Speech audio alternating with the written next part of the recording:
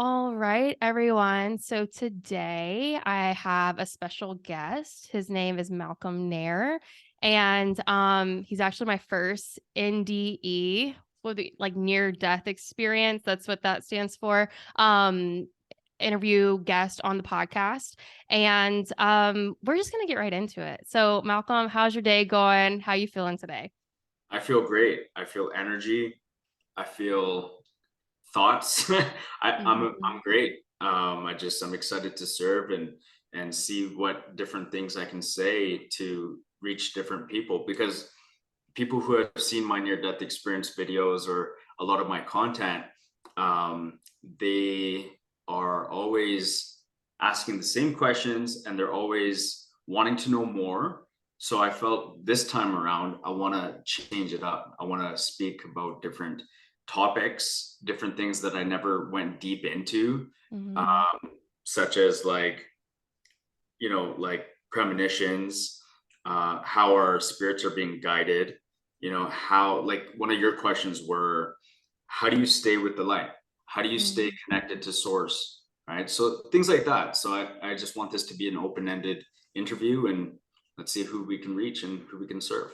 Okay, cool. So I'm glad we're going down that area because I do promise y'all, we will talk about Malcolm's near death experience, like what all he saw, what he experienced. I also will have resources below in the podcast for y'all to also see other creators and the interviews he's referring to so that we don't have to repeat too much and we could talk about different things. So one of the resources you gave me, I did want to talk about this. Like when you were a child, I think you said you saw spirits. So I do want to talk about that. So can you tell me that? Absolutely.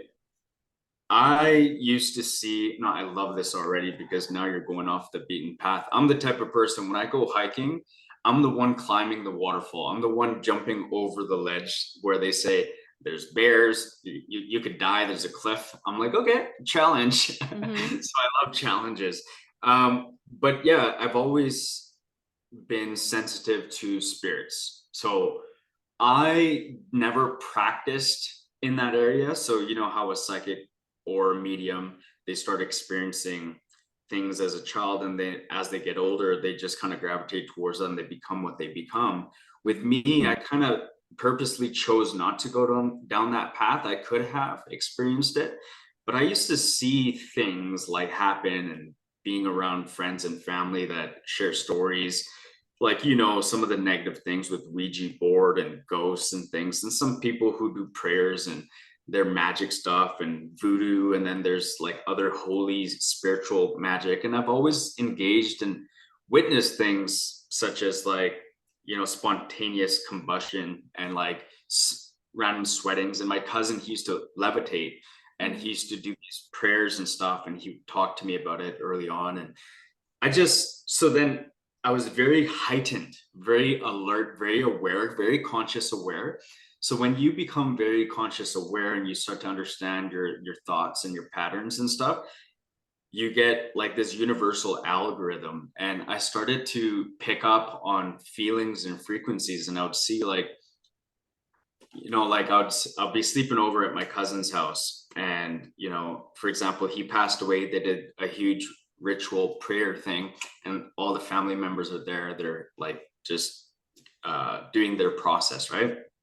And I slept in his room, and I saw him in a physical form, Mhm. in full clothes and full skin, full body, and everything different than what I've experienced before, just spirit. So I saw his skin, I saw a beard, but it was like a mixture of my grandfather and him, because my grandfather died first, and my cousin was the one to take care of him, and he used to smoke weed. Mhm. So I smelled a lot of marijuana, and my family was saying he might come because he died yesterday, and he might come and grab his leather jacket. He wasn't wearing his leather jacket when he died. So I woke up and I saw him in his leather jacket Your wearing cousin? my cousin. Oh, okay. Yeah. And there was another like a uncle, grandfather guy, because there was a lot of people staying over, and he was sleeping in the room with me. He was scared, and he ended up getting up, and he left the room. And the next day they started talking about it. So these instances happened a lot in my life where I would see things and tell people. I've even witnessed, one time I I was hearing voices and heavy breathing, and I was sensitive to it because I was picking up on it, and I was able to, not able to, but I had something trying to uh, make me aware of its presence. So I Mhm. started hearing heavy breathing first. I started hearing its presence, footprints, footsteps, and stuff. And I was staying in my parents' house at the time. We're no longer in contact, but I was staying in the basement. The basement got cleared. There were tenants living down there, and I go downstairs, and they set up my room and everything. And it was like this presence knew I was upstairs waiting for the basement to be cleared to be downstairs. So it was waiting for me to come. And next thing you know, I was in a REM sleep, like I was in theta, Mhm. and but I was aware of it. So I kind of pretended to sleep while being conscious aware. And that right when I manipulated it and tried to deceive it, it started to come towards me, and it leaned on the bed, and it came over me and started to strangle me. And I ripped it off of me, and I threw it off, and I shouted, I said, "Get off of me, get out of here. I'm not scared of you." So I started to understand that I'm the light, I'm the power. I started to leverage dark energy. So I started to learn this stuff early on with the things I was doing, because there was no point of being scared if it was already around when I was trying to be positive, or if I was scared. So I was like, let me try to fight it. Mm. And so that was another scenario where that happened to me. But I've also seen people being possessed Mm. around me, like really possessed. Like when you see that movie, what's that famous movie where she turns her head all the way around? Everyone's watched that The movie. Exorcist. Yeah, The Exorcist. Yeah. Mhm. So legit, just like that, like being possessed, vomiting, head turning around and stuff, like weird, crazy things that nobody wants to believe, but then you see it. You see it in, like, you watch shows, and this was early on, right? And I stopped Yeah, watching. how early on did you see that? That was at my grandfather's house, and I believe I was like 12, 13 years old. Mm. And my cousin, she got possessed, and they all were trying to protect her and pray over her, and they were grabbing her and pulling her, and she turned her head and looked at me, and my dad said, go upstairs because you're going to be susceptible to this. And I was brave, but I was nervous, I was scared, but I was like, that's my cousin, like Mhm. I didn't feel like it was someone separate. It was like I wished her well. I'm like, Mhm. my God, I hope they take care of her.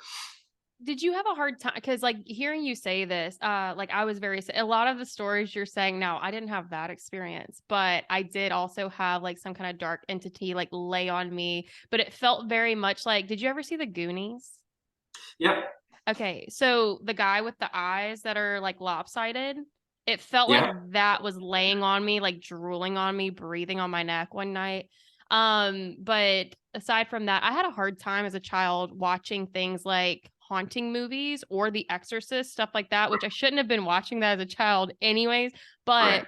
my sister really liked it, and there was, like, this movie called The Haunting that I, like, threw it out the house, and she was like, "Why would you do that? That's one of my favorite movies." I was like, we shouldn't have things like this in the house, Right. because I was also sensing spirits. I'd seen them as a child too, and she had seen them too, but we didn't learn that till later. But Mhm. anyways, I'm amazed that you weren't afraid, because I was terrified of that. So I'm curious about that. So early on, I had a connection to source, but I didn't know how to channel positive energy out of it. I didn't know how to manifest positive and consequences. So I wasn't able to be conscious aware of consequences. I was just engaging in negative content and, gravitating towards these negative energies, thinking that was life. Like my cousins are playing Ouija board, and they're playing music and they're lighting candles and they're doing crazy things. We're watching The Exorcist. We're down in the basement.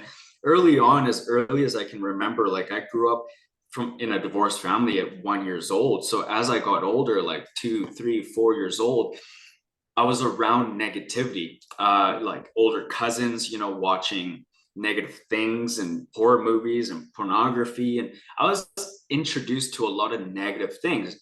So I didn't know right from wrong. I didn't know, hey, be the light, like focus on positivity, like there's consequences to this. So as I got older, I started to learn how to disengage from that and realize that you're going to attract more of that. I didn't know for many years. I wasted 20 years of my life being negative, being toxic because of my surroundings, like my family, my uncles, my mom had many men figures that were like my father figures growing up, right? Like, and then on the other side, my father also had like women, and he was very negative and toxic, and my mom was very negative and toxic. So they used to do like all these prayers and stuff to fix their life and fix their broken marriages and broken relationships. And I would like see that, wow. So when something's not going right with my mom, she tries Christianity, she tries Roman Catholic, or she tries Jehovah Witness, or she tries like Hinduism or Muslim. And I'm like, I was always engaged in that. And then I was around a Buddhist temple too, because I grew up near Chinatown in downtown in Vancouver, British Columbia. So I grew up in, they called it the BC housings, Campbell and Hastings. So I grew up in housing units growing up as a kid. And there was a lot of dark energy around there, like negative things and stuff. So I was not scared because my life was already scary. Like I used to babysit my 3-year-old sister when I was 5 years old, 5, 6 years old, and I would hear gunshots in the back alley, and my mom would be working 12 to 15 hour shifts, and I was always listening and hearing like traumatic things. Like I'm talking gunshots, gang related drug deals. Hold up. You were at home by yourself at 5 with a 3-year-old? Yeah, I also witnessed my mom take a kitchen cleaver into my stepdad's head, and I seen a lot of things. Like I'm talking one of those old school welded kitchen cleavers. Like my mom butchered my stepdad in the head, and it was stuck there. And I had to take my little sister, 3 years old, upstairs, and we're only 3 years apart. And I had to do things like that, and I had to babysit her and stuff like that. And I had like bad stepdads that were very abusive, and just having different men figures in and out of my life. So seeing spirits and ghosts were like more curiosity. I was like, oh, okay, cool. There's something else to worry about other than my life. Like what's that? So then I started to engage in things like that and wonder what all that was. But yeah, you gotta get out of it though. I teach people you gotta disengage from negative content on your Facebook, on your social media. Stop posting, stop commenting, stop liking. Don't watch horror movies for a certain period of time, certain music. Like you gotta disengage for a certain period of time. Like I've gone through this for many years. So I hope people aren't taking it like, oh, me too. Oh, I love ghosts. I love spirits. Sometimes you got to learn how to disengage and find yourself to understand who you truly are, so you can be strong enough to know what you're manifesting, what you're attracting, what you're not. Like I could go to someone's house and I can feel entities. I can sense like something's there, there's an energy there, and they're like, how did you know? I seen it, I can feel it, right? Even my sister, she's very in tune with these kind of things as well. But there's a fine line. I mean, yeah, ask me more. Just Yeah. ask me No, more. So I this can is go off great. track sometimes. Yeah. Yeah, no, this is what I like. So, I'm trying to think after all of that, because I kind of want to stay on that vein, but there's also all these other things. So, Can we? I Let's do. stay on it then. Let's stay on it. Well, I did like how you said, and this is kind of, it's going to be a segue a little bit, but like, I like how you said about manifesting. So I did notice in one of the um, other creators that you referred me to, you're very specific in the way you say things. And when you talk about your NDE, you talk about you manifested the party that you went to, which I don't think that a lot of people associate negative experiences as manifesting. Like a lot of us, I'll even put myself in that box sometimes. It's Yeah. like I'll think, "Oh my gosh, how did that happen? What is this?" And like obviously I'm each day more and more awareness of how things are I am interacting with my Yeah. world. But I love how you said that. So I would love to talk about that topic of like Absolutely. manifesting all the time. That's the vibe I got Yes. when you say it. Absolutely. So now I'll go backwards, but I'll start off by saying, so I don't forget to say this, that manifesting backwards your cycles, patterns, and karmas. So in order to do it positively, you got to manifest backwards to release the old. So now coming to manifesting negative energy, it's inevitable. It's inevitable because we're in duality, right? So for example, if you don't cleanse yourself, if you don't fix your mind, body, spirit, if you're not working on your health, your mindset, your spiritual set, you're not you're taking care of your gut bacteria, that's all manifesting. Things are manifesting. Disease, health, your thought process, it starts from your gut. Mm. Okay, so let me say this. When it comes to negativity, I manifested the day I was raped, right? And a lot of people don't want to hear that. A lot of people say, no, that Mm. was a circumstance, and you can't blame, you can't play, like the thing is, once you grow up, once you develop yourself, raise your vibration, at a higher consciousness, you can look at life differently. We're not here Mm. to judge, we're not here to condemn, we're not here to prosecute. Once you get to that level, you're able to forgive your rapist, you're able to forgive your enemies, you're able to forgive the demons. Mm. And that's how I was able to banish the demons out of my life. I was able to banish the toxic, negative circumstances in my life. I was able to quantify and quantum jump new experiences. I was able to break generational curses. I was able to break cycles of past tortured relationships, toxic, abusive, negative, jealousy.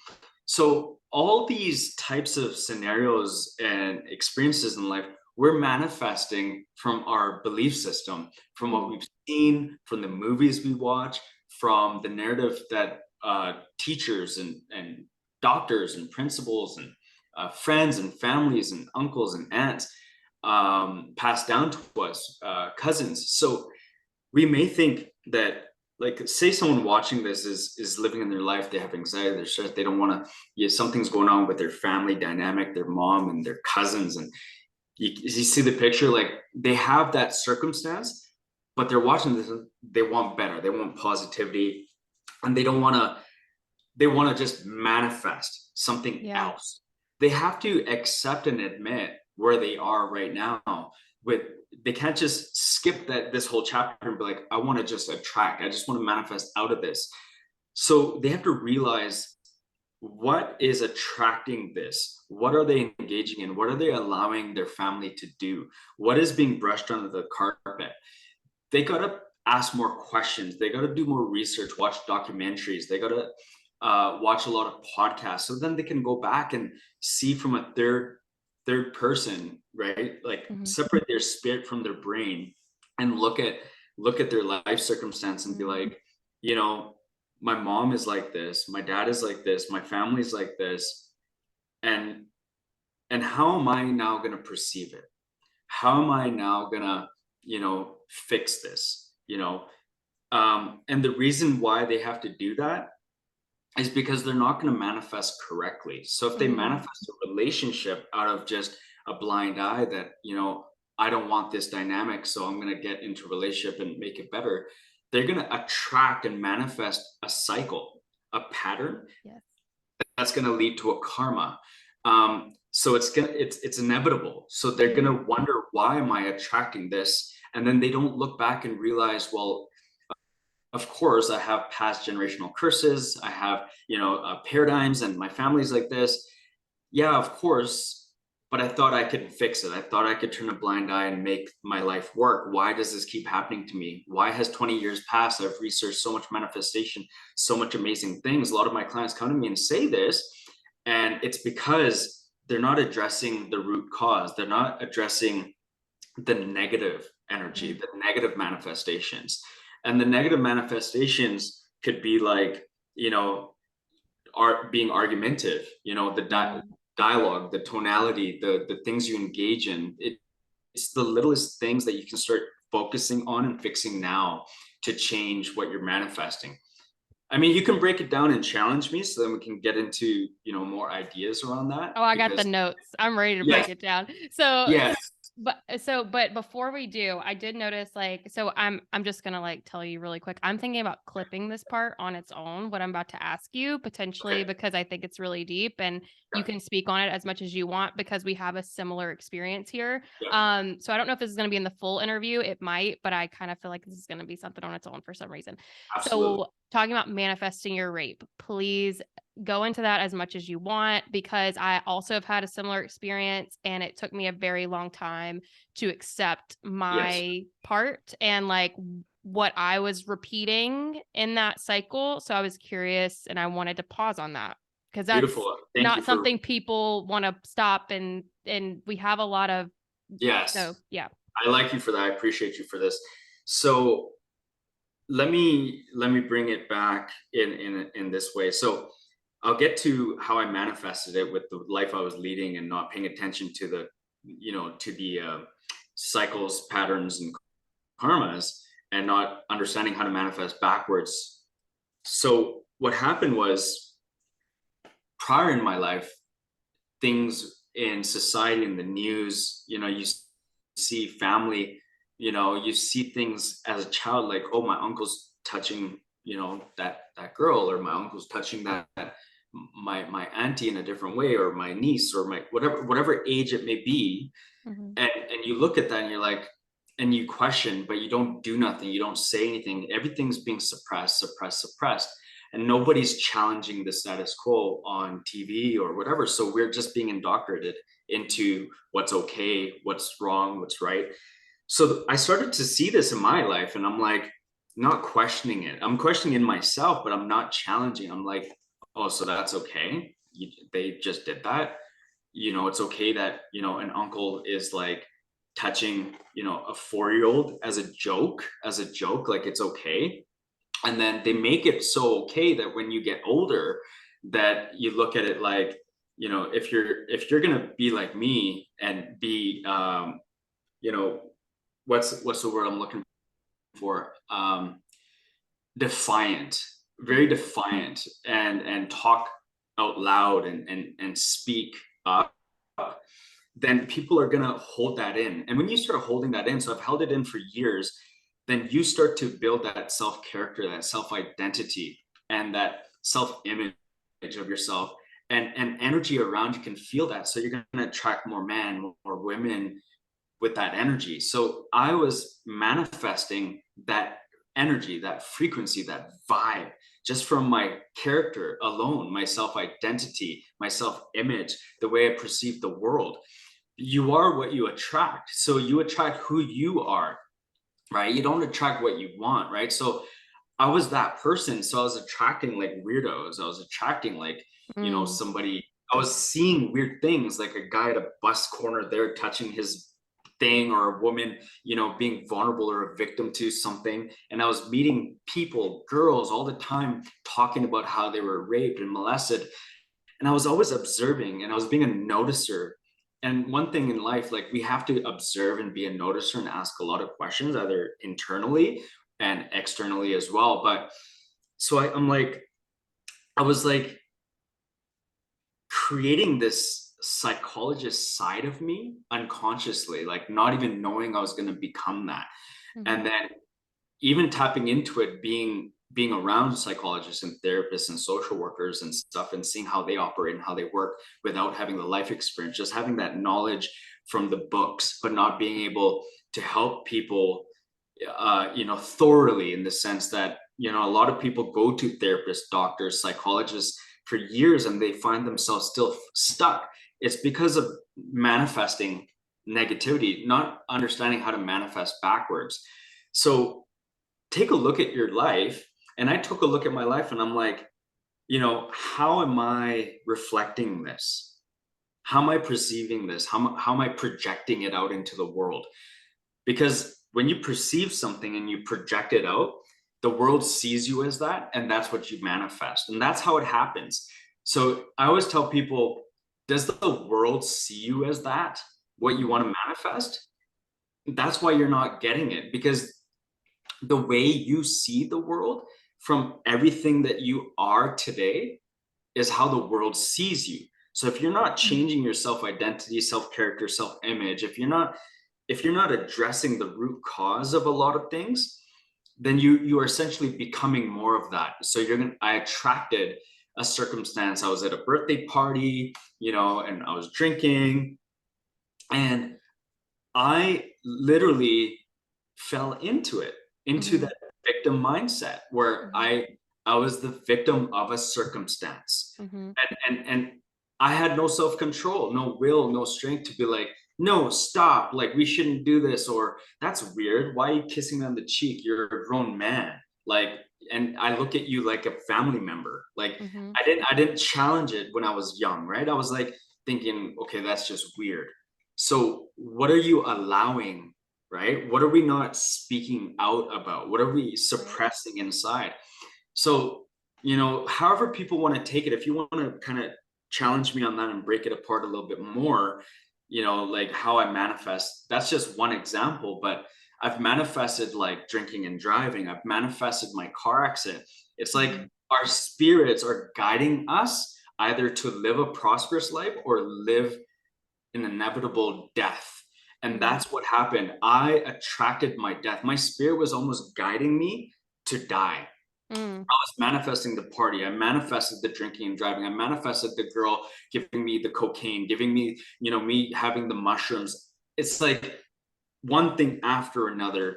How could you sit here and say that, oh no, don't say that? How can I be this Mm. aware person saying I didn't manifest that? Of course I manifested that. Mm. If I can go back into that lifetime today and I can go back into it, I would manifest waking up in the morning and saying, no, I'm in control of my life. I don't need Mm. to go manifest a party today. I can manifest maybe going to Jugo Juice or getting a good juicer, drinking some fruit juices. I can manifest sending out love or saying thank you for how far I've come in my life. Mm. So I wasted 20 years of doing it the wrong way, only now to wake up in the morning and be like, thank you for my hard times. Thank Yeah. you, because there were lessons, right? Yeah. So the reason why I said I could like kind of relate to you on that is because when I look back at that moment when it happened for me as well, something in my spirit said leave, said go.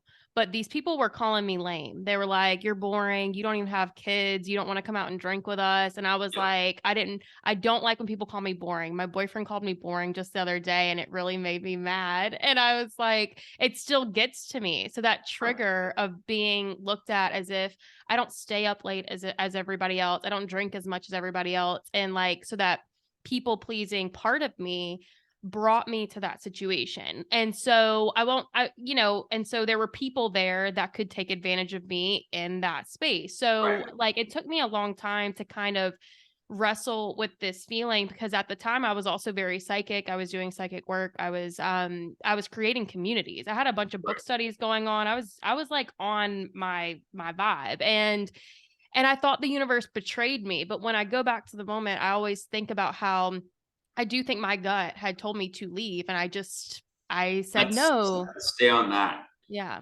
Our subconscious mind, if we don't know how to separate that from our conscious awareness and start to think of our conscious awareness. So there's a way where we can reprogram ourselves for our subconscious mind to work for us. So what that was the whisper that we hear in the world, like that whisper. It came to us, but I dismissed it. If we can get so powerful where we get that whisper and we could acknowledge it and empower it and make the right decision in that present moment, then we can rewrite our destiny and understand our consequences before it happens. And that's how you premonize. I have premonitions. Mhm. we're all psychic. We're Mhm. all mediums. We're all, traveling. We're all able to remote view.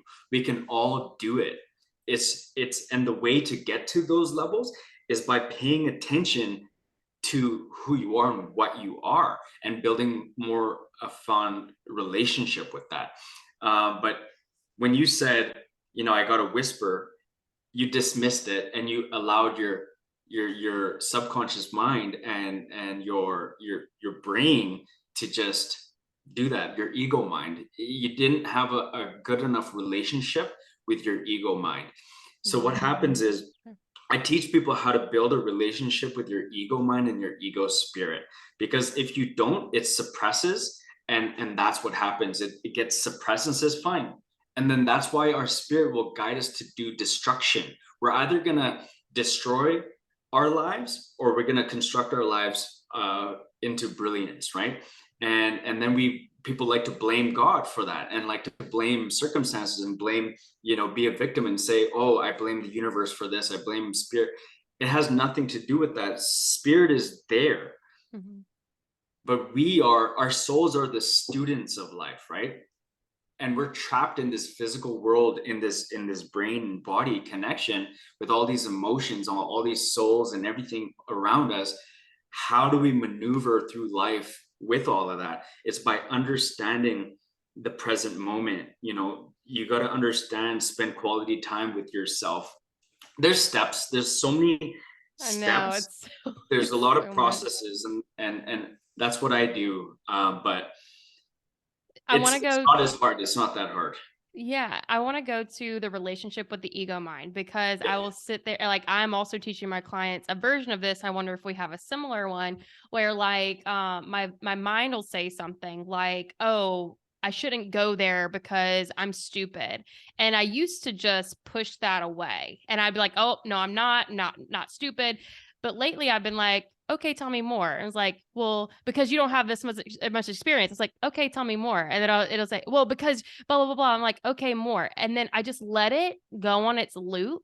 And Right. then all of a sudden it stops. It just stops. And I think it just wants to be heard. So when I hear you say a relationship with the ego mind, that's kind of what I feel right now. It's like now I hear it and I let it say what it needs to say, but I don't always associate. Whereas before, when I didn't want to hear it, that's because I was associating myself with it. That's why I was suppressing it. And now I'm like, what do you got to say today? What's your problem today?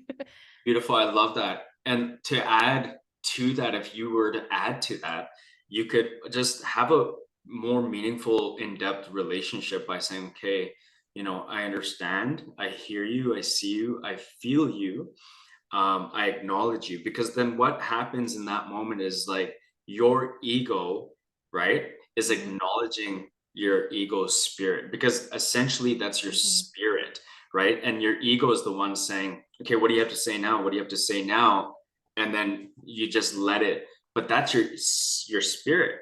That's your mhm, ego spirit, right? So once you this is why people have anger issues. This is why people have road rage. This is why people want to be so compulsive, they want to react, is because they don't know how to take time to breathe and understand their thoughts, their feelings, and their emotions. They don't see, hear, or feel themselves, but they expect everyone else to hear, see, and feel them. But they're not doing it themselves, so they're so reactive, right? mhm, They need to build that relationship with themselves, so then they don't have ego in a negative way. They don't react, and they don't feel they need somebody else to do it for them. It helps in relationships too, where you can have your own security, your own conviction, your own self-love. You don't need it from your spouse or your partner. Essentially they need to build it for themselves, mhm. and it'll help you not get in fights or arguments once you learn how to build that relationship with yourself. Yeah, because actually it's happened a couple times with my boyfriend, and I really love him, and certain things will come up in my head and I'm like, what is this? Like, and I don't even want to acknowledge it because it's frightening. But then when I let it go and I'm like, oh, there's nothing there that's scary. This is Yeah. life. That's a normal thought. That's a normal feeling. It's a normal emotion.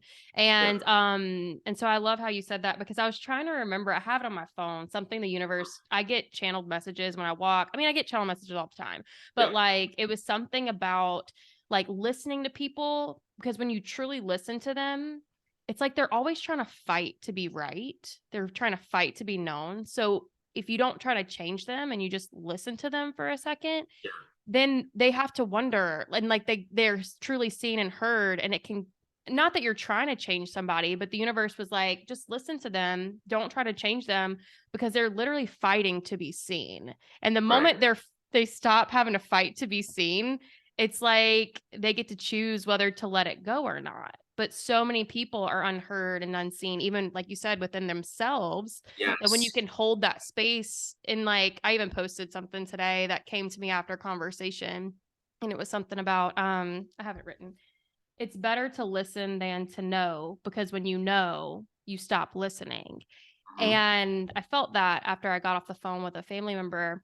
And it made me just feel like that's, I don't know, something about that just resonated with my soul, because we're always trying to change each other and stuff like that, Yeah, I know, and and ourselves. it's difficult. It's hard, even with our own families, with our own selves, with our relationships. It's easier said than done. You know, we can totally dismiss it with our friends and family and ourselves, but we do it for other people we don't even know. And you know, Mm-hmm. for our clients, we give them that space. It's crazy, and then we don't do it for our own girlfriends or boyfriends or partners. You know, and our Mm-hmm. parents. But we can be better versions of ourselves if we just ask ourselves, you know, how do you feel? And then let your spirit say, well, I feel, you know, you're not listening to me. I'm hurt. I'm upset. I'm pissed off right now. Or if it's an inner dialogue about a relationship, then you say, okay, I hear you. I see, I understand. I acknowledge Mm-hmm. that. And then you do that process until you really feel that you're connecting and listening, so it can really humble down. When you humble down your ego, it doesn't need to fight anymore. You held that space, then you could say it doesn't serve us and we can let it go. Mm-hmm. And it's the same thing with cutting cords. And a lot of work that a lot of people do is like, you know, they want to cut cords, they want to release, they want to say, then therefore it doesn't serve me, I let it go, and you know, all those kind of things. But they do that work without doing this inner work, the Mm-hmm. manifesting backwards, these cycles, the patterns and karmas that I teach about. That's what people need to do. So then they're not, another year doesn't go by, they're catching themselves in another circumstance, they're in another cycle. And then Right. how do they deal with that cycle? What's the pattern that are they going to do, right? Yeah. What's the habitual pattern after that cycle in life comes back around? What is your pattern? That's the test God is showing us. Mm. Okay, now what's the test? Oh, you either failed or passed. Now that's the karma, Mm. right? That's how I break it down. That's exactly, if we can start noticing our own conscious awareness, you know, and understand that we have the ability to be outside of ourselves and look in at that, that's very powerful. Mm. You know, it becomes very powerful. And it's not difficult. We all have that divine right here being born. So we gotta, you know, decalcify our self, our chakras, our gland. We gotta start healing from within fast. You don't need to have breakfast, lunch, and dinner. That was programmed into us. We don't need to have dairy cow milk that belongs to a baby cow. That was programmed into us. We don't need to be having cheese and processed foods and that health checkmark gimmick. It's such a Mm. fraud. We don't need to be doing that. Once we start listening to our soul and our divine right, and we declutter everything around our life, we're going to get more connected to ourselves naturally. We're going to Mm. get those downloads and those channels and whispers, so everybody can start receiving and being a higher version of themselves. So I'm noticing like it kind of comes up in your conversation a lot, is like looking outside of oneself. And I'm wondering if like you have an easier access to this because you've literally seen your body. You've looked at it and you've been able to be outside of your It body. helps. It It does. helps. And I don't want to phrase that as if it can't be done for other people, but do Right. you feel like you like because you have I feel like it's a very easy access to it because you've experienced it.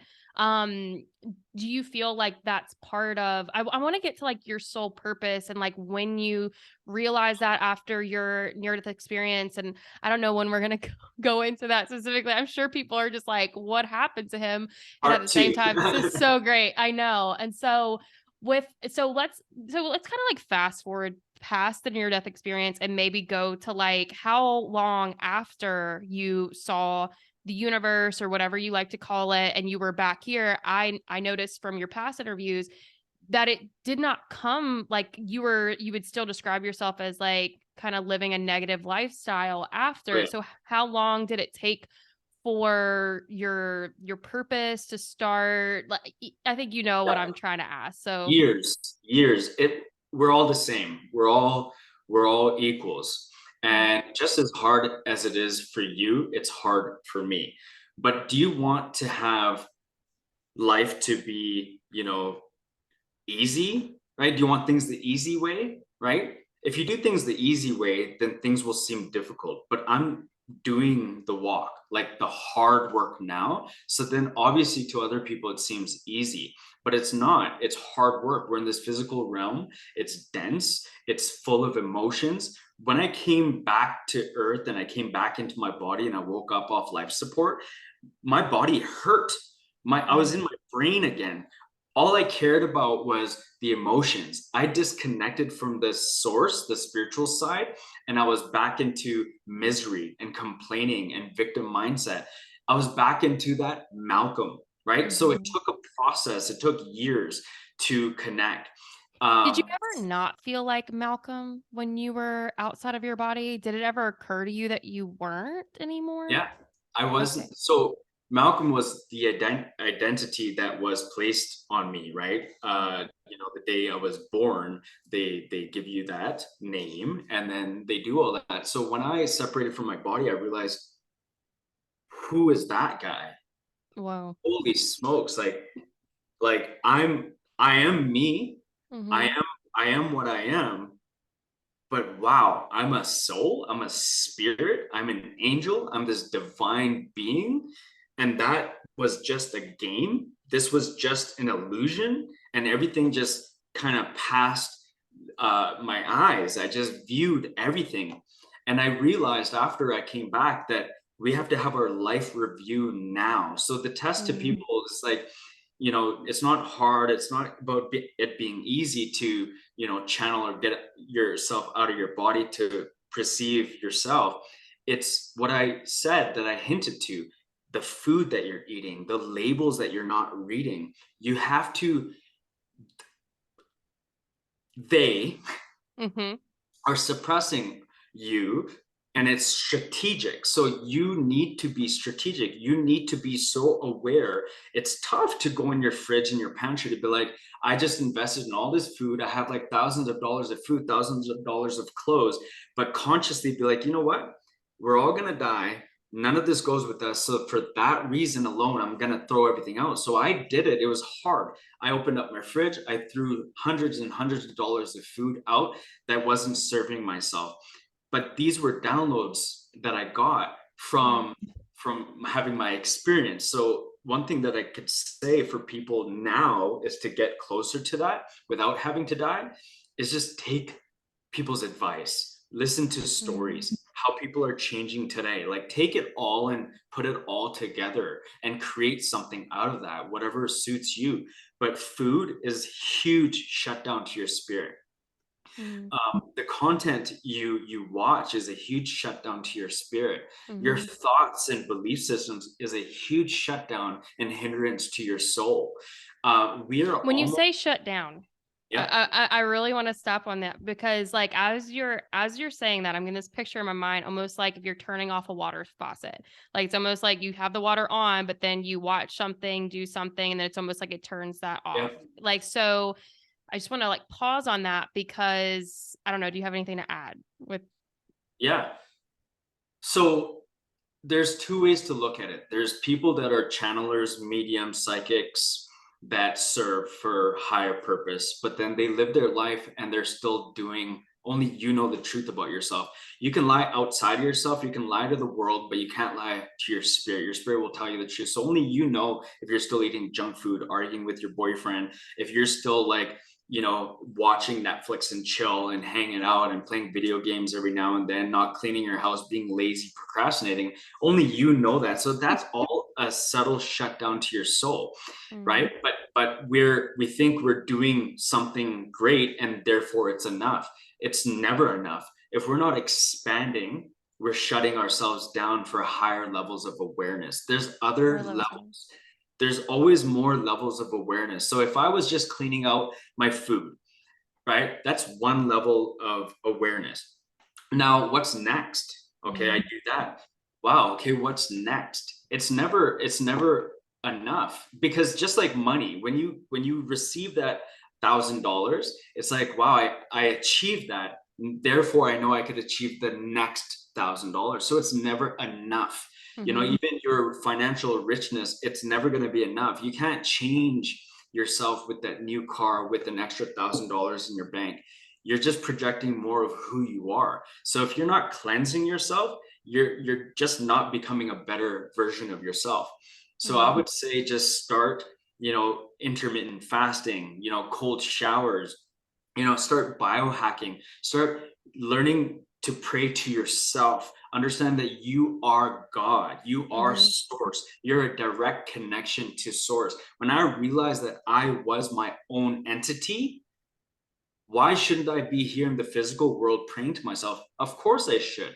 So So that will help as well. yeah, okay, so that's what I was trying to get at because it's like people may be like, "Okay, shutting off my spirit, what does this mean?" And I would agree with like a couple like, well, with a lot of what you just said, and I will be honest, like sometimes I'm in a course right now for to be a minister of metaphysics. And a lot of what that entails is I have to read certain modules every day for that. And the days I don't read those modules, it's not as fun of a day because let me tell you, they're always reminding me that I am source or like sources within me, sources outside of me. So whatever you're asking from the universe, you are the universe. So like what you're not going to give yourself something, you're not going to do, things like that. And it does become, so I like how you're saying there's layers of awareness. And I see you want to say something, cause so I'll let you go. There's a fine line between knowing that you can receive outside yourself, but knowing at the same time it's inside of yourself. So Mm, it's like when you're manifesting, you're trying to attract, and then you say, I have to surrender, let go, and just trust and know. But then people keep saying, where is it? When is it coming? When is it coming? And keep praying to God, keep praying to God. It's like you got to know that, yes, you asked for it to be received, but therefore you are that receiver and you are that person that channeled it out. So it's mhm, like you are in and without. mhm, You're both entities. Like you have to, that's the duality that we have to live in. It's like mm, it's a fine line of contradiction. It's like, are you God or are you not God? Right? It's like you're both. mhm, You're both. It's like there's a higher version of ourselves, there's a higher source, there's a higher meaning to everything, but we're a part of that, mhm. right? But we can't just say it's outside, it's out there. Right. We have to believe and trust. Like me, I don't need to take courses and modules and stuff. I realized that only after my near death experience, is that Mhm, I downloaded all the answers and all the modules to pass with flying colors in college when I went back to school when I was a grade 6 dropout. Like, how did I download, right? mm, I didn't need to go and become something outside of myself to receive that, right? It was just yeah. becoming more of what I am and what we are, right? Yeah, and I love how you were saying something about like distractions, and you were like, it was quote unquote they, whether you're watching this on YouTube or you're seeing us, who did put quotes around that. And so when I see the they, it's like society, it's the program, it's all of that. And Yep. how even today before this we were talking, I was listening to one of my favorite people, Julia Cameron. Have you ever heard of The Artist's Way? Um, I might have. I download so much content that I don't stick to names anymore. I consume on a daily basis, so it's like I might have. Yeah. So she talks about how like she doesn't go online, and she literally just spends all day with her soul and stuff. And I remember I've done that before, and I thought about it and I was like, man, I kind of want to maybe do a whole month of, maybe I'll post on my TikTok but not engage on my TikTok, not scroll, and then maybe not watch television or anything like that for a month, just to like get reacquainted with that. And it Mhm. feels very vast and also feels very empty. And that's what I kind of feel as you're like talking about, when you're able to tap in and receive all these messages. It comes from that, it comes from that, the spirit. And so yeah, I don't know, I just get. Something I hope we addressed. I don't know if we did. You asked a question. You're like, for the audience, Mhm. what if they find it difficult? You might have an upper hand because you had an outer body experience. How can they feel they could do these things too? Well, Well, yeah, I guess, yeah, I can hear it, see how you, yeah. Hmm. so outer body experience, they could play frequencies, meditations, and they could do things like that. They can channel, they could practice. It's a lot of practicing and researching, and everybody can do it. Right. Anybody can have these experiences without having to die. And if you want the guidance, you need the help. There's a lot of people out there. Like, get somebody who knows what they're talking about and learn and take notes, and you can do it. Yeah, and I think that's why I really wanted to more focus on like your mission and what you've been learning after your NDE, because I don't know if you would agree with this, but I feel like there's a reason you're back here. You know what I mean? Like, and I did notice how, like, when you described that you had seen the I don't know if you would call them like a council, but you saw multiple figures after you Yeah. passed, and then you looked back, and I was really interested in how you said there was a darkness back there, and I knew I couldn't mess this up, so I went to the light. Could you like? I'm Yeah. curious about that. I love that. Like, what was back Yeah. there, but we don't get to know probably. It's like what we do on a daily basis. It's like dismissing our purpose, dismissing our fulfillment, dismissing those whispers, dismissing the right decisions, being a victim to peer pressure. It's all of those things. And if I was so programmed with that here in the physical world, me looking back and challenging that, I would have come back as a vegetable, and I Mm, would have to do work even harder without being conscious aware. So mm, me just being vulnerable enough to be able to surrender and trust where I'm going helped a lot. So yeah, it was freaky because I'm like, if I try to dictate this myself, if I try to be the leader, um, that's when God's gonna be like, oh, okay, there, really. Uh, yeah. we're faced with these tests, these challenges, and that's why you got to be very, really, you got to watch out what you say. It's like, when you say, I don't care, or you dismiss those whispers or those meaningful consequences that you could have, should have done, or would have done, then you're faced with the karma, right? So that would have been my karma. Mm, But so I didn't turn back, and I didn't come back into my body. I chose to go forth with that, and I saw counsel. I saw my guardian angels that were going to be there. It was presented to me that finally, we're all told that we have guardian angels, that we have angels, we have all that. We do, but we don't know who they are. We don't have that connection, right?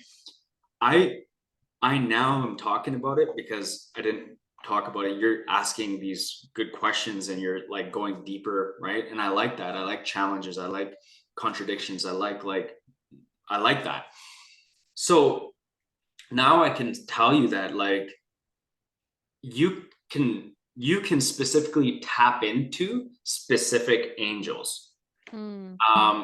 if you want to, right? You can receive a particular service and gain access to those higher dimensions. um it was my own unique experience seeing source. Right. Everybody has their own experience, but it was my connection to source. And Mm. source asked me, are you sure? Because I Mm. was like looking back at my life review and I was like, I can't go out like this. I gotta come back. I gotta fix that. Oh my gosh, like my son's gonna feel like this. My ex is gonna feel like this. My mom's gonna feel everyone's gonna feel like this and Did you see see how they this. were gonna feel after you passed away? Is that why you're saying that? Or Yes, I know. It's like certain people I was able to see that that I really pinned in on, Mhm. like my son, for example, my ex, my mom, for example, my sisters, like it's like this. If you die and you left here and the shadows said, well, you could have published a book. You were so Mm. close, but you never did it. But Mhm. your source, you are saying, I could. That's in a blink of an eye. Really? Or in a blink of an eye, I could have apologized. Mhm. Wow. So why on the physical was so hard, but up here it's like that's how easy it is. It's like Yeah. a glimpse. It's like a blink in an eye. Like you can just look at your life and be like, but then when I came back, it was hard. It was like, Yeah. wow. So now I consciously decided I was welcome back. I said I'm ready. I'm sure. And to God, source, universe, whatever you want to call it, I said, are you sure? That was the test. Because Mm. most people come back to life and they slap God in the face. Most people get in a car accident and keep drinking and driving. They keep partying. They keep hanging out, keep making mistakes. And that's a low vibe, low consciousness. So that's why I was at, are you sure? Because I could have easily died. My body could have been there as a vegetable and I could have been like, easy peasy, right? You want life to Mhm. be easy peasy? I feel glorious right now. I'm welcomed. I'm amazing. But I looked at that and I said, no, I'm going to go back to heck, right? And Mhm. I'm going to face this and I'm going to, no matter what it takes, are you sure? Yes, I'm sure. Well, I didn't know how hard it was going to be. God didn't Mm. give me those lessons. God didn't say, this is what you got to do, Malcolm. This is what's going to happen. These are the whispers that I'm going to give you later on in life. I'm going to Mhm. teach you these things later on in life. You're going to get a whisper about this. You're going to get a download about this. Okay, it's going to be hard with your sister. It's going to be hard with your mom. I wasn't prepped because if I was prepped, I would have probably been like, it's okay. Yep. Let me just die. Right? Right. So that's why I was not warned. So Mhm. I didn't have time to reflect on those consequences, right? But I just said, I can't go out like this. I'm gonna do it. And that was the test. Mm. How do I tap into source, my higher self, while living in hatred, while living in anger, while living a victim mindset, while wanting to condemn and judge everybody around me? And I did. That's why it was a hard journey coming back. I was like still resentful and angry and bitter and toxic. And I wanted to throw everything in everyone's face. And I wanted to tell everybody what to do and where to go. But I didn't want to do it myself. I was just a contradiction. Mhm. And contradiction before, but even after my death, I came back and I'm like, but one thing, I had that connection. I was Mhm. like, wait a moment. So I failed, I made a mistake, but that's a slap. Like, what am I doing? So I became more conscious, aware of my consequences. Therefore, I started to learn how to cycle through it. I'm like, okay, if I'm about to die again, I have to sacrifice. So I contracted pneumonia when I was smoking cigarettes. That was a slap on God's face. It's like, why Mm. are you smoking when you have a second chance to live? And then I was battling with my mind, body, and spirit. So the consequence was I caught pneumonia. So we're all faced with lessons. Like people need to pick up on these. Like the pneumonia was a test. Mhm. like another risk.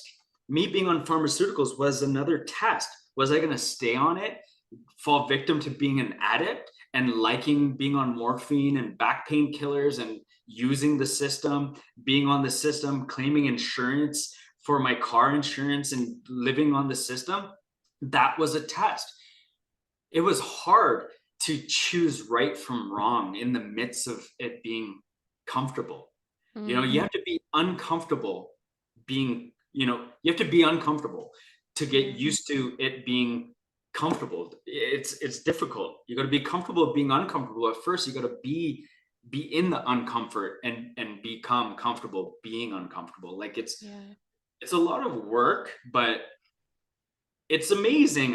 Like, come on, I don't want it to be like people get discouraged to do personal growth and personal development. Yeah. It's hard. Would you rather have hard? You know, do you want more mistakes to Well, I keep? love your process. And I don't know if this is like something you teach in your clients. So I did write down something you said again in one of the other videos: surrendering, accepting, and admitting, which I find like I really like the process if that is something that you use, because something I used to have a podcast with my friends. We called it Grace, Accept, Evolve, because what I've noticed on my journey is like a lot of times I have to meet myself with grace, with like where I'm at, what's going on.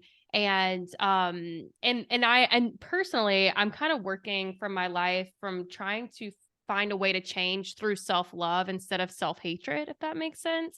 Like I'm trying my best to kind of like look at where I'm at, tell myself it's okay, and then acknowledging though that obviously something doesn't, it feels off and I'm not living up to my potential. Like when you say right or wrong, I hear in your power or not in your power. That's kind of how I hear it. It's like, am I going to am I going to claim my power back and direct the wheel on this? Or am I going to continue to let my unconscious mind take the wheel and drive? So like, where, I mean, we get to use whatever terms we want, but that's kind of what I see it as. And it's like, why not realize your power while you're here? And to me, that feels, and sometimes it takes a lot of courage to take the wheel of your own life and also accept all that responsibility. But I do like your surrendering, because I think in surrender, whenever I surrender, I say, universe, I don't know what I'm doing right now.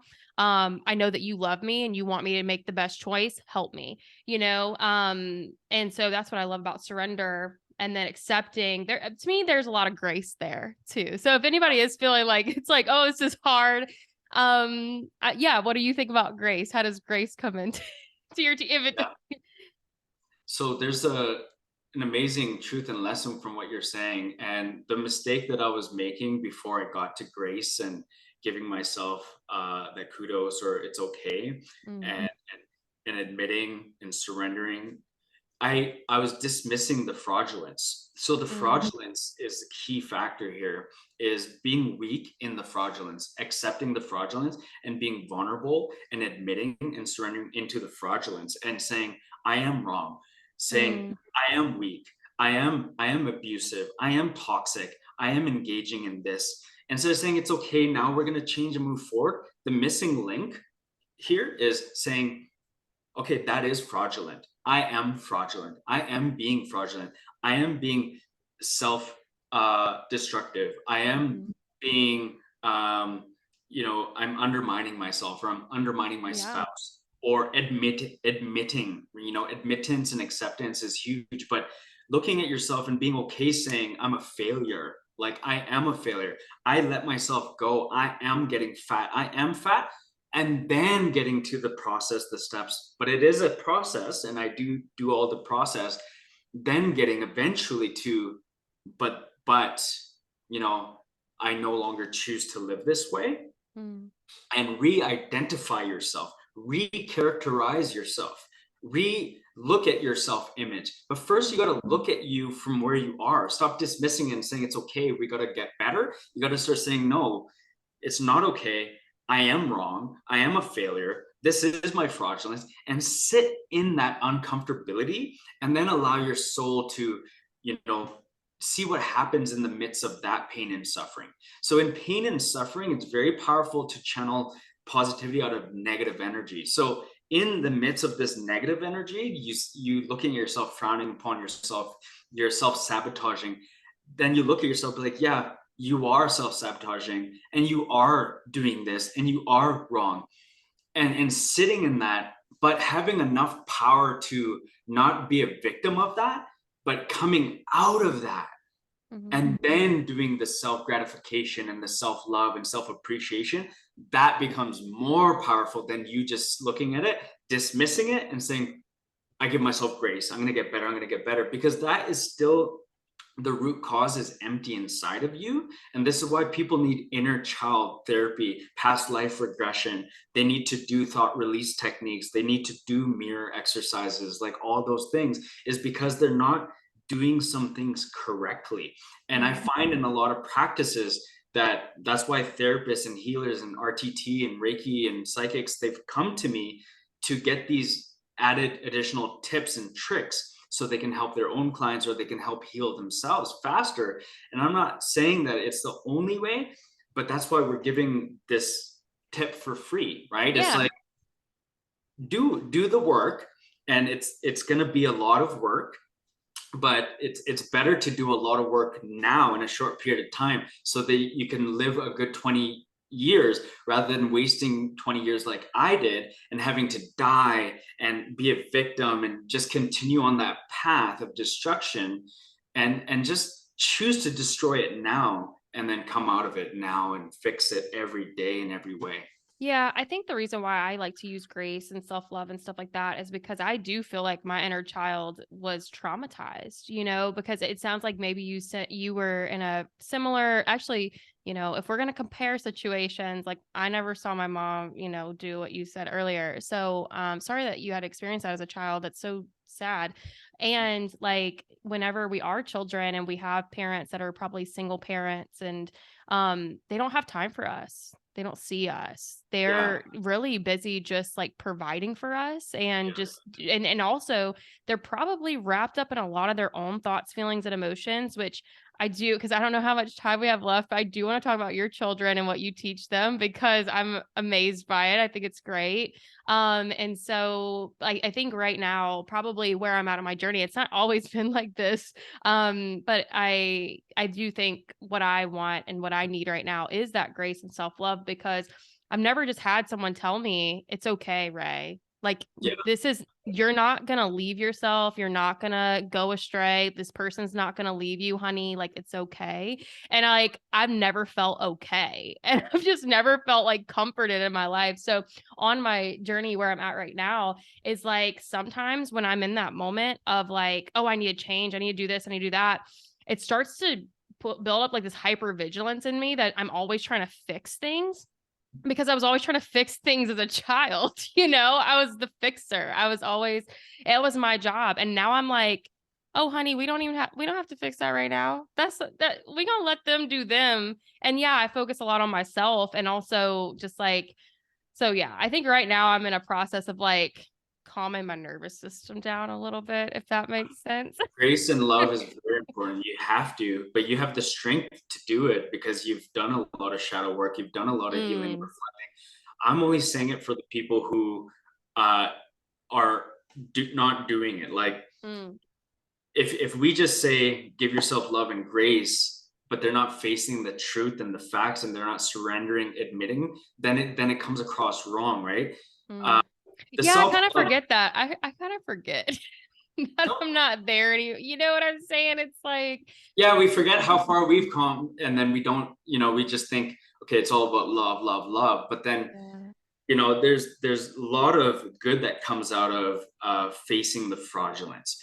Mhm, But the self love and appreciating yourself is good when you have someone guiding you through the process, and then you can guide them through the fraudulence. mhm, Then they can receive it a little bit better. Because if anyone's seeing this and saying, oh, well, so I'm already self sabotaging, I'm already have anxiety, and now I have to do more of that, they're not prepared mhm, to do that. So, yeah, give yourself some grace and confidence and endurance and, motivation and inspiration through that dark energy. Channel your dark energy into something positive to get some strength, and mhm. then do some of the shadow work maybe later, right?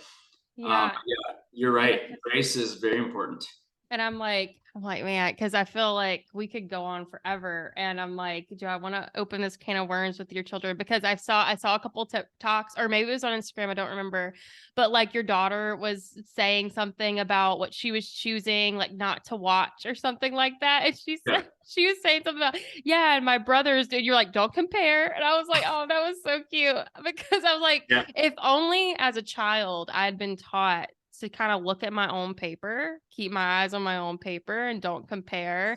But I also really loved what she was saying. Like, do you remember the video? I mean, I'm sure you do. Yeah. What was she choosing to do, which I'm sure you've taught her to do? Right. So I have so much content that I have to re-upload because they banned my son's TikTok and he had so much more Oh. content. But I was teaching her to be mindful or cognizant, aware of her decision making. So Mm. when she's swiping, I want her to realize the algorithm she's inputting into the world. So I want her to be aware that she's a conscious creator.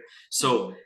I want to slowly reprogram, re-educate her that she is aware that everything she's doing is reciprocal of the energy that's going to come back. She's in control. So if I don't do that as a parent, like our parents didn't do it for us, Right. then we're going to be a victim of what comes next out of those swipes, right? And we're going to think that it's just inevitable. That's what life is about. Oh, compare your brother, or bullying, or fighting, or arguing, or watching all these algorithms come download into our children. So the more, if we want to balance and play with this duality, we have to be as on top of our children as much as social media is on top of them. You know what I Mm-hmm. mean? We gotta find a fine line because we can't keep them isolated, right? We got to give them some give, like Mm-hmm. if they want to watch it, like I'm not completely taking it away. I'm always observant, I'm always cognizant, I'm always listening, I'm always hearing, right? I'm aware and And I you're know how. probably asking them questions. You're Right. getting them to pause and think about what they're Of doing. course, with a Yeah. lot of things in life, I've been coaching them since they were in the womb, right? And a lot of conscious parenting is different, but we weren't. I was told I was shit, I was garbage. I flushed my brain down the toilet. I was kicked in the ass, literally, like physically being kicked and hit and punched and bullied and alienated and belts, the metal side and rolling pins, being hit, and just being battered and shut down my entire life from both family members on both sides through the divorce and Mm-hmm. other father figures and mother figures and stuff, and never uplifted. So it was very hard, traumatic for me to become where I am. So Mm-hmm. it's hard. If someone wants to say, it's hard, I understand you, right? I feel you and I hear you. It's hard, but you can do it and you can make it work, right? People need guidance. People need Yeah. guidance. I wasn't guided, and it's so unfortunate that it's actually fortunate that I've been able to have this connection and then have that near death experience.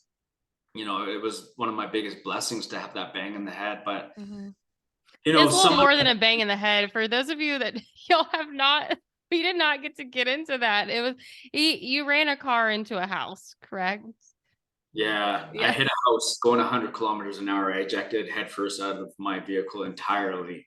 Yeah. Yeah. So I know, like people might just think you like fell off a ladder. It did not happen that way. And for y'all that are confused, because we're not, I don't think we're going to be able to get into that whole thing. I really do want y'all to go and listen to the other interviews that Malcolm has sent me, because he does go into a lot of detail, and I'm glad we were able to talk about like bits and pieces of it.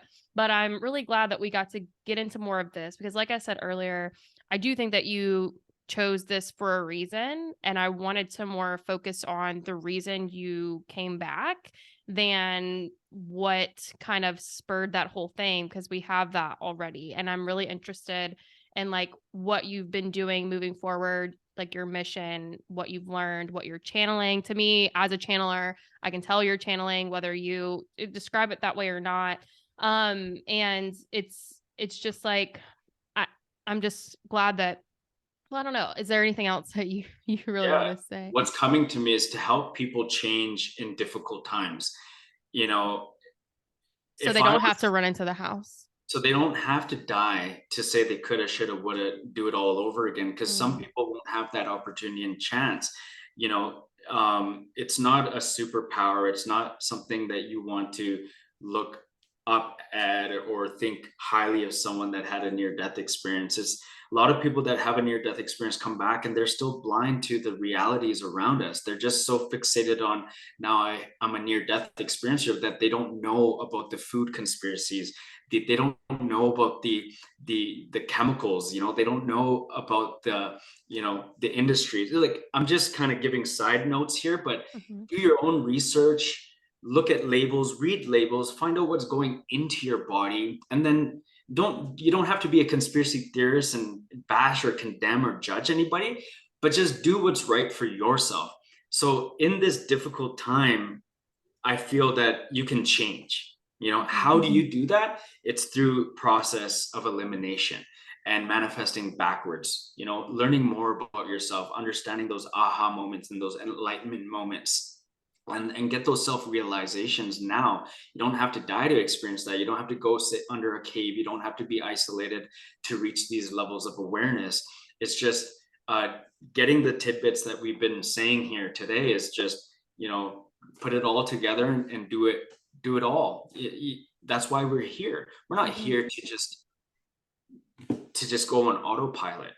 mhm. We're here to program ourselves to become our higher selves, Yeah. pull our future self into the here and now so we can quantify our experience in life. And I was thinking a lot. I mean, it's interesting that hearing you say this. It's sparking something that I've been thinking about for the past week or two, and I've been thinking about like a lot about prayer, and how much when we look at the world and we're disappointed at what we see, like how are we supposed to shift that? And like a lot of us feel a victim of the world as well. But like hearing you talk about this and hearing myself talk about this, it's like my goal in like my social medias and on my podcasts and stuff like that. I say this sometimes, I don't say it enough. I don't care about having a lot of followers. I'll just be very honest about that. What I hope to do and what I think I'm here to do is to spark that one person that may have that, if that makes sense. And if it's me, then it's me. But if it's not, I like to bring my presence places and teach and help like what we're doing for that person that may change the world, or you just might be somebody that changes your community, your family. Like think about people underestimate how much when you change your life, people around you change as well. Yes. And we're not the ones like telling them to change, but they see that light within us and then it starts lighting up other people. So when we think about the world and how it's created and like how the world is, if me and you are talking like this and we have other people talking like this and we all just start kind of like turning our light on and trusting that if we can walk through the light our life like that, then more people will turn on their light, then we will see the world that we want. But Absolutely. when we stay kind of like what you were saying, we'll refer to it as like as in the darkness or the unconscious. And if you're looking around the world and you're like, why is it like this?